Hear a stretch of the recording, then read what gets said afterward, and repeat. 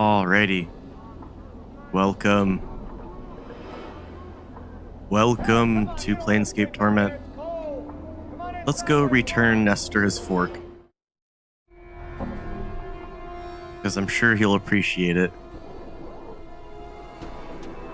The old man stops his frantic pacing and glances at you nervously. Fork, fork, fork. Can't go home without my fork. Is this the fork you speak of? Nestor hastily snatches up the fork. My fork, my fork, fork, fork, fork. Woohoo! He hops up and down excitedly, waving the fork back and forth in an elaborate pattern above his head as if he were performing some sort of ritual. Now I can go home. Farewell! Woohoo! Farewell, Nestor. Nestor turns to leave, then, as if struck with some afterthought, he turns back around and hands you a scrap of something soft and rubbery. The severed ear. Upon closer examination, you notice that there is an earring still dangling from it. Pocket the earring and discard the rotting piece of flesh. Updated my journal. Alright, cool. Yeah. Well, I guess he just waved his fork around and teleported him away. Good for him. Arlo is enthusiastically engaged in his favorite pastime of plucking scabs from his nose. As you approach, he glances at you out of the corner of his eye. What do you want now? I thought he'd be happy I got rid of Nestor. I have some questions. Well, ain't that nice? He flashes you a sarcastic yellow-toothed smile. And I'm sure you'll find your answer someday. But I've got me a business to run. So if you don't want a bed, then I suggest you pike off. I see. Can I have a bed then? Okay. It'll cost you 5 coppers. He wipes his dirty hand on the front of his even dirtier shirt, then thrusts it towards you, palm up. Alright. Our people needed to be healed anyway. I'm sure Dakkon appreciates it since he seems to need sleep. I don't remember if I checked these.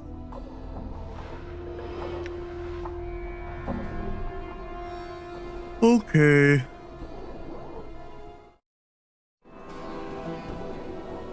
So...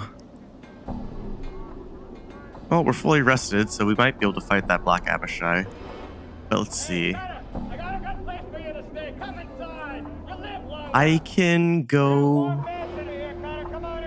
to... let's see here. I'm gonna go to the corridor where the smoldering corpse bar is. Because that is where Kuatra is. It's the warehouse manager I talked to ages ago. Jeez. Rude. This is Kuatra, right? Yeah, this looks like Kuatra. You again. I thought I told you not to bother me. I was told to deliver this box to you. Well, why didn't you say so in the first place? Let's see what you got for me. I'm sure it'll need to be inventoried. Mar told me to give this to you. As you hold the box out for him to take, Kuatra's expression turns from one of interest to that of intense horror. No! Please, get it away from me! I don't understand. Why are you afraid of this box? I said, get back! Death. Evil. Had to dupe Mar. Couldn't take it anymore. Please. Take Nebraskan. Live southwest. Hive me. No! Apparently the sight of the box is just too much for him and he runs screaming from the building.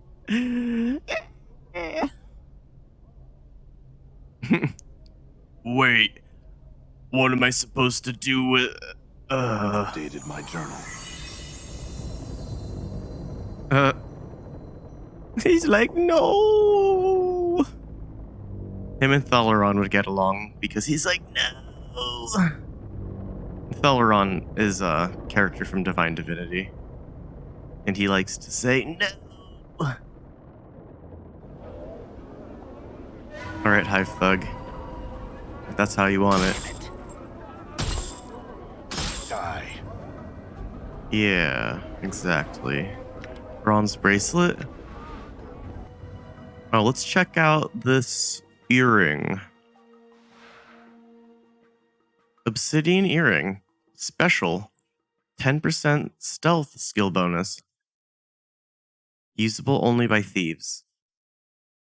Okay. This small earring is made from polished obsidian. Despite the smoothness of its surface, it reflects no light whatsoever. Commonly referred to as a rogue's best friend, the black gem this earring is made from possesses magical properties that absorb light, making it easier for the wearer to move undetected in the shadows. Cool. Well, I'm just gonna drop some stuff off here onto Dakkon, so we can mule it around for me, of course. Since the Nameless One is the one who picks most of the stuff up anyway, they might as well hold all that. I'm gonna keep that in my inventory for when I go back. Oh, you know what? I shouldn't be gaining XP as the warrior. Oops. I should have immediately went back to Mebeth. I'm pretty sure that's the Alley of Lingering Sighs, and I don't feel like going there again for the 100th time. I'm probably like the 4th time. Wait, is this Bane the Sender? Of course it is. Okay. Wait. Hold on. Don't want to do that again. I just got excited when I saw him. I was like, oh yeah. For some reason, I thought that he leaves that section of the hive and goes somewhere else. All right, it looks like I'm going the right direction. That's good. All right. Hi, Mebeth. Mebeth turns as you enter and gives you a skeptical eye. Your path brings you back here, does it, child? Yes, I had some questions for you. Go on and ask then.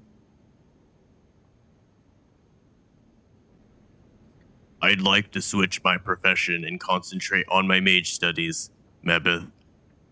Oh, come back to the fold, have ye? Mebeth chuckles dryly. Very well. Let's see what ye've forgotten and what ye've remembered. Very well. Updated my journal. Mebeth frowns then nods. Ye've minded the teachings of the art well enough, ye have.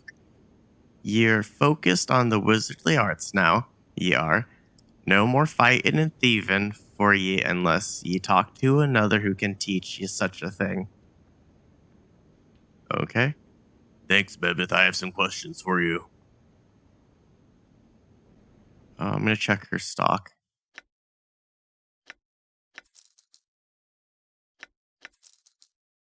And sell some stuff.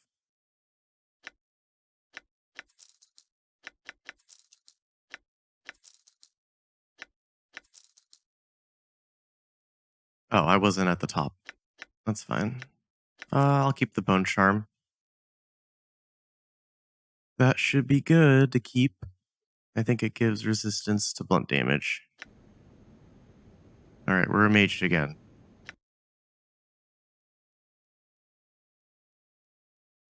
Okay, so I have to relearn my spells again, right? Okay, no, I don't. Alrighty. I'm cool with that. That reminds me.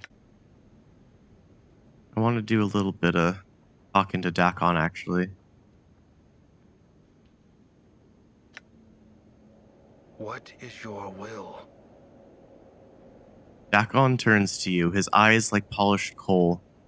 His blade mirrors his eyes for a moment as you address him, then he nods. There are things I would know, Dakkon. I will hear you. Can I talk to you about your teachings? Dakkon waits. Oh. Oh, I forgot about this. Dakkon can train you to either be a fighter or a mage. Wow. I totally forgot about that.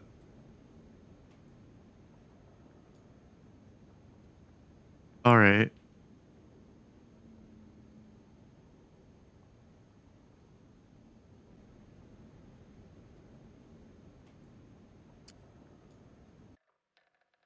Hold I on. cannot part with that.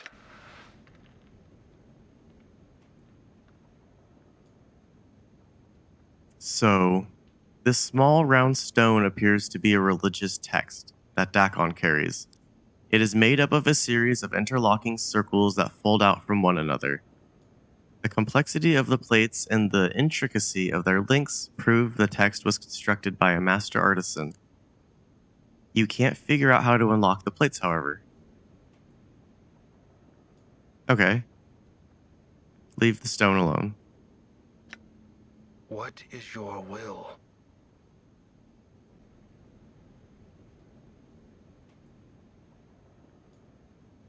Okay. I had some questions about the gift, Sarai.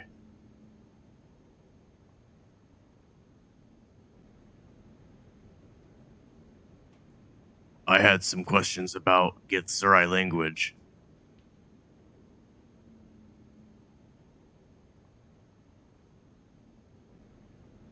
Dakkon waits. He just waits a lot, I guess. Can you teach me the ways in which your people speak? Know that the speech of the people has its foundation in history. All things are as story to us. Metaphor is a tool and an inspiration to the strength. Know when we speak of Torig's table, we remember that Torig was noted for his hospitality and goodwill. When we speak of Selkant's heart, we recall the lecherous and cruel nature of Selkant. I understand. Will you teach me? Updated my journal. Cool. Dakkon teaches you some of the common forms of speech. A wise man is said to have wrote the Book of the Anarchs, while to accuse another of treason is to remember Vilquar's eye. It is said of generous people that their cupboards are bare. Common greetings include Hail, Swordringer, and Zerkai's kin bow to you, to which one should respond, and the traveler is pleased. Dakkon is a skilled teacher. After his instruction, you feel capable of exchanging proper greetings with other Githzerai. Oh, cool. I had other questions about the Githzerai.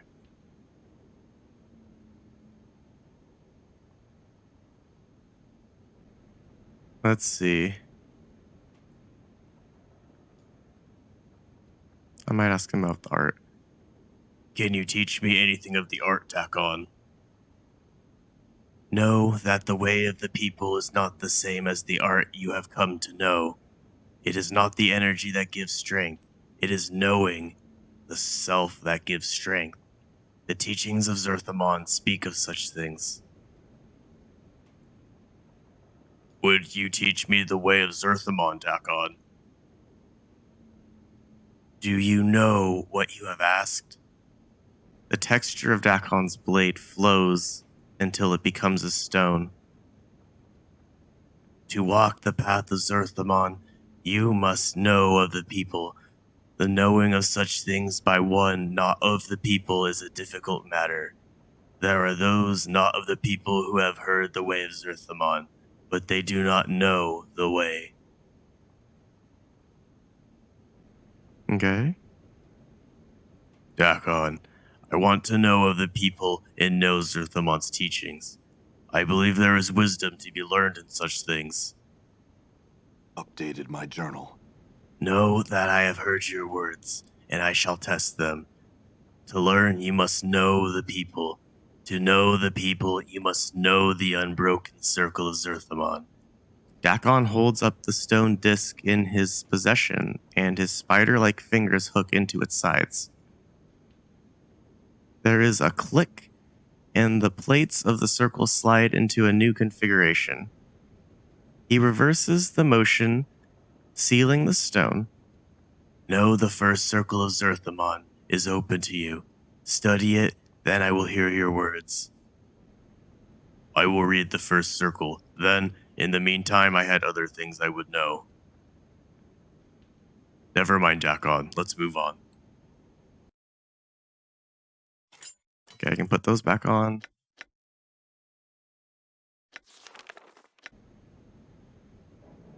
Jolly good. So, Circle of Zerthimon. Use.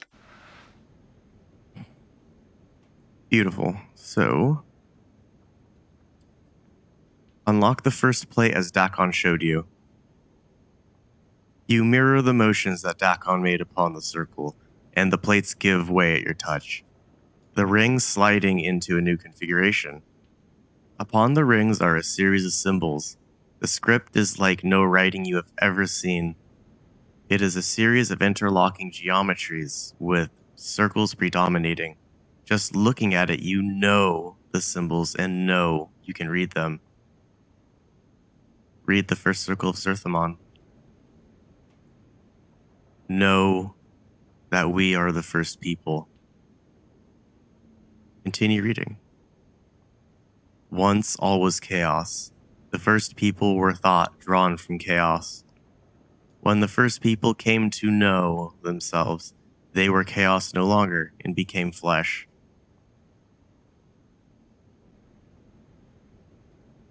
With their thoughts and knowing of matter, the people shaped the first world and dwelt there with their knowing to sustain them. Yet the flesh was new to the people, and with it, the people came not to know themselves. The flesh gave rise to new thoughts, greed and hates, pains and joys, jealousies and doubts. All of these fed on each other, and the minds of the people were divided. In their division, the people were punished. The emotions of the flesh were strong. The greed and hates, the pains and joys, the jealousies and doubts. All of these served as a guiding stone to enemies. In becoming flesh, the first people became enslaved to those who knew flesh only as tools for their will. No, these beasts were the Illithids. The Illithids were a race that had come not to know themselves. They had learned how to make other races not know themselves. They were the tentacled ones. They lived in flesh and saw flesh as tools for their will. Their blood was as water, and they shaped minds with their thoughts. When the Illithids came upon the people were a people no more. The people became slaves. The Illithids took the people from the first world and brought them to the false worlds. As the people labored upon the false worlds, the Illithids taught them the way of the flesh. Through them, the people came to know loss. They came to know suffering. They came to know death, both of the body and mind. They came to know what it is to be the herd of another and have their flesh consumed. They came to know the horror of being made to feel joy in such things. The unbroken circle is the knowing of how the people lost themselves and how they came to know themselves again. Slide the plates closed and seal the circle, or examine the circle again.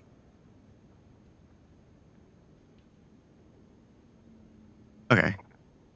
And then I think we can talk to Dakkon again. What is your will?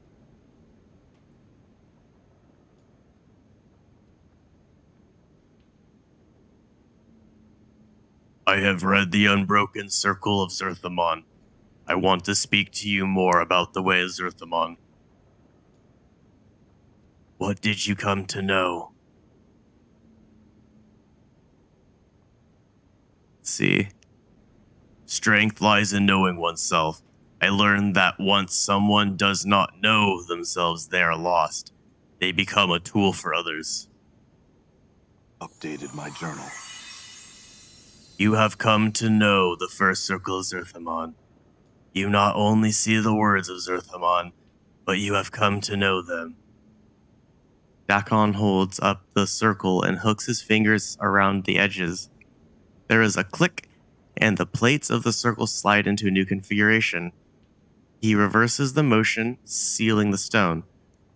Know the second circle of Zerthimon is open to you. Study it, then I will hear your words.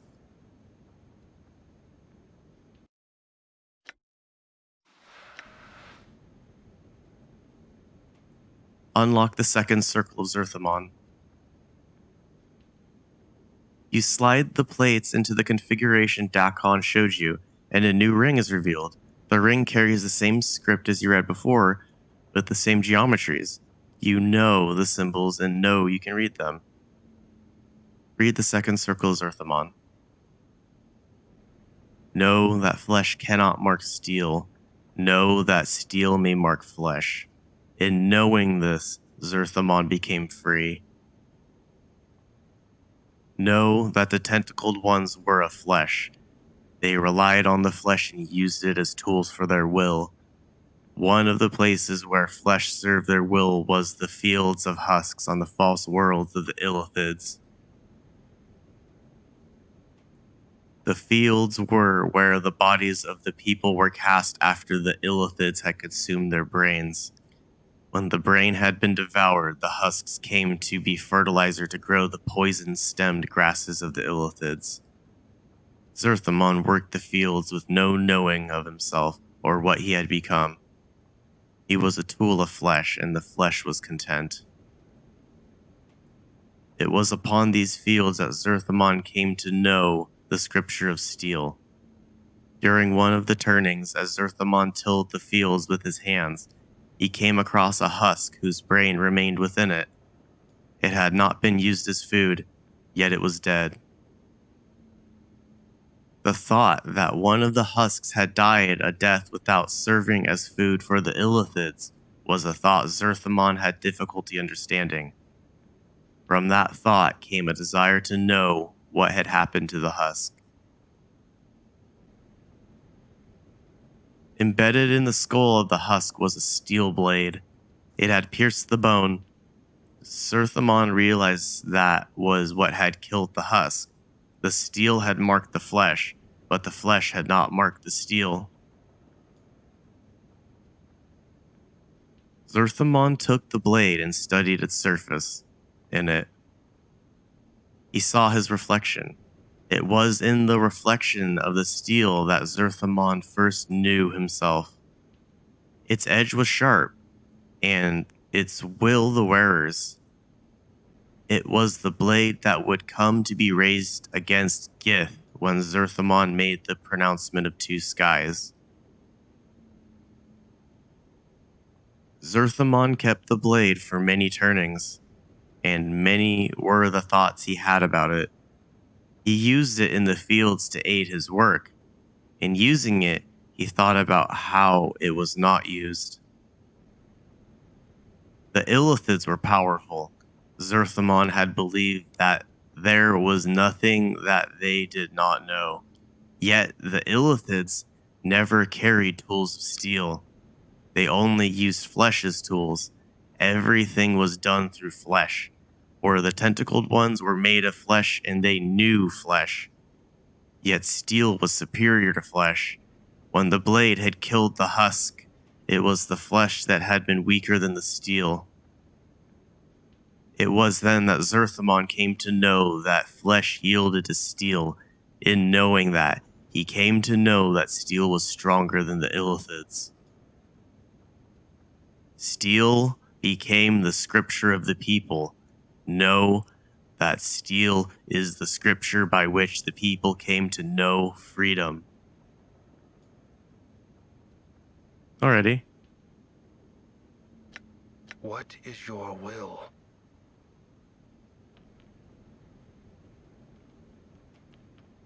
What did you come to know? I learned that not knowing something can be a tool, just like flesh and steel. If upon encountering it, you attempt to know its nature and how it came to be. You have seen the words, and you have seen beyond them. You have come to know the second circle of Zerthimon. He takes the circle, and with a deft motion, he twists one of the links so one of the plates slides forth, but strangely enough, the stone still appears intact. He hands the plate to you. Meditate upon this teaching, and the knowing of it shall give you strength. When you have absorbed it, you shall know more.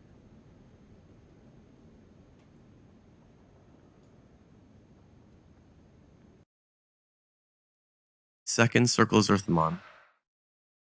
Allows user to copy Scripture of Steel into the spellbook. Yes. Inscribed upon the circular stone plate is the second circle Zerthimon.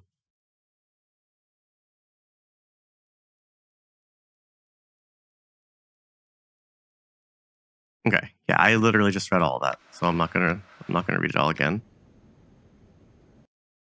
Okay. Unlock the third circle of Zerthimon. You slide the plates into the configuration Dakkon showed you, and a new ring is revealed. The ring carries the same script as you read before, with the same geometries. You know the symbols and know you can read them. Zerthimon labored many turnings for the Illithid. Arlathi twice deceased, and his partnership in the cavernous heavens of the false worlds. His duties would have broken the backs of many others, but Zerthimon labored on, suffering torment and exhaustion. It came to pass that the Illithid Arlathi twice deceased ordered Zerthimon before him in his many-veined Galleria. He claimed that Zerthimon had committed slights of obstinance and cowardice against his partnership. The claim had no weight of truth, for Arlathi only wished to know if flames raged within Zerthimon's heart. He wished to know if Zerthimon's heart was one of a slave or of a rebel. Zerthimon surrendered to the Illithid punishment, rather than reveal his newfound strength. He knew that were he to show the hatred in his heart, it would serve nothing, and it would harm others that felt as he. He chose to endure the punishment and was placed within the pillars of silence so that he might suffer for a turning. Lashed upon the pillars, Zerthimon moved his mind to a place where pain could not reach, leaving his body behind. He lasted a turning, and when he was brought before Arlathi twice deceased, he gave gratitude for his punishment to the Illithid, as was custom. In so doing, he proved himself a slave to the Illithid eyes, while his heart remained free. By enduring and quenching the fires of his hatred, he allowed Arlathi twice deceased to think him weak. When the time of the rising came, Arlathi was the first of the Illithid to know death by Zerthimon's hand, die a third death.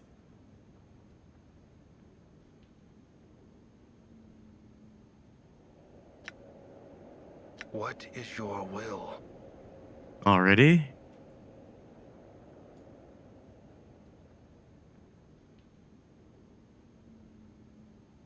What did you come to know? Endure. In enduring, grow strong. The words you speak seem to strike Dakkon strangely. As you speak them, his forehead creases, then resettles into its normal passive expression. Your will has brought you the knowing of the third circle of Zerthimon. With this knowing, I impart this to you. He takes the circle and with a deft motion he twists one of the links so that the plate slides forth. He hands the plate to you. Meditate upon its teachings, and the knowing of it shall give you strength. Oh.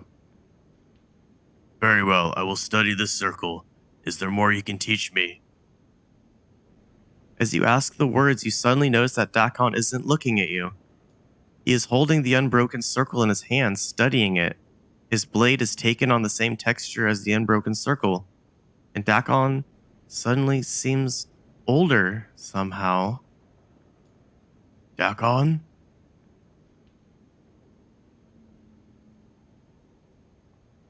Okay. Dakkon's black eyes rise from the circle and look at you. Know that I did not believe you would come to know the teachings of the circle. It is a difficult path. You will walk in learning the way of Zerthimon. Is your mind focused on this matter? Yes, I wish to learn more. Dakkon's fingers feel around the edges of the stone circle and he twists it clockwise, the links clinking until they have settled into a new configuration. He then reverses the motion, resetting the stone. The next circle of Zerthimon is open to you. Study it, then I will hear your thoughts. Alrighty. Let's see. Allows the user to copy submerge the will into the spellbook. Copy. And we can pick this back up next time. Thank you very much for watching. As usual, you're all beautiful and wonderful, and I love you all for being awesome and watching my videos and all that fun stuff. Anywho, whoever you are, whatever you are, wherever you are, have a great time. Bye-bye.